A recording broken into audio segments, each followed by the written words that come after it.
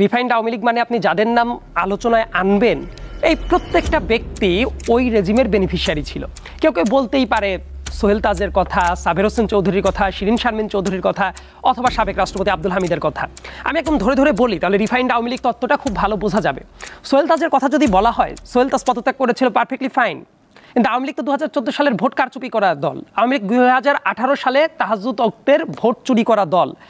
এই চুরিগুলা করার পরেও সোহেল তাজ, আমার স্পষ্ট ভাষায় মনে আছে, তার ছেলের বিয়ের দাওয়াত যখন দিতে গিয়েছিল ওই পলাতক স্বৈরাচার শেখ হাসিনাকে, আপা আপা করে গদগদ হয়ে যাচ্ছিল।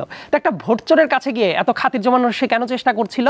ইনফ্যাক্ট 2018 সালের ইলেকশনের পরেও যখন আওয়ামী লীগের কাউন্সিল হয় ওই সরোয়ার্দী উদ্যানে, ওই জায়গাতেও গিয়ে আপা যদি মনে করে আবার দলে আসতেও পারে, একটা পারফেক্টলি দুইবারের ভোট চোর রেজিমের অংশ হওয়ার জন্য সে এইভাবে যখন পাবলিক স্টেটমেন্ট দিবে, এর মানে এই না যে সে ভালো মানুষ হয়ে গেছে।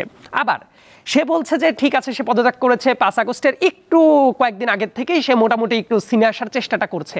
তার পরিবারে তার বোনদের ভেতরে কি একজন ছিল না যে এই ফ্যাসিস্ট রেজিমের এমপি ছিল? তাদের ব্যাপারে তার ভূমিকা কি? সে কখনো এই স্টেটমেন্ট দিয়েছে বা শেখ হাসিনা যখন রেজিমটা চলাকালীন অবস্থায় ছিল কখনো সোহেল তাজ বলেছে যে এই রেজিমটা অবৈধ? তাহলে সে কিভাবে রিফাইন্ড আওয়ামী লীগ হতে পারে? ঠিক আছে, সোহেল তাজের কথা বাদ দিলাম, আমরা বলতেই পারি সাবের হোসেন চৌধুরীর কথা। সাবের হোসেন চৌধুরী 2024 সালের 7 জানুয়ারির ডামি ইলেকশনটাতে এমপি, পরবর্তীতে উনি মন্ত্রীও হলেন। উনি কি জুলাই মাসে একটা বারের জন্যও বলেছেন যে উনি এটা মানেন না? উনি পদত্যাগ করেছেন? করেন নাই। তার মানে উনি ওইটা এন্ডোর্স করছেন। শিরিন শারমিন চৌধুরী সারাটা জীবন শেখ হাসিনার এই অবৈধ রেজিমের বেনিফিট নিয়ে যারা বেড়ে উঠেছে তার ভেতরে একটা শিরিন শারমিন চৌধুরী। আব্দুল হামিদের কথা যদি বলি, এক টাইমে স্পিকার ছিলেন, রাষ্ট্রপতি হলেন, ওনার রাজনৈতিক কর্মকাণ্ড থেকে অনেকটা দূরে, কিন্তু কখনো কি ওনাদের মনে হয় নাই যে এই টাইপ একটা রেজিমকে বৈধতা দিচ্ছে, তার জন্য তাদের পদত্যাগ করা উচিত ছিল? সেই রিফাইন্ড আওয়ামী লীগ নামে কিছু নাই, যারা যারা আছে প্রত্যেকেই বেনিফিশিয়ারি ছিল।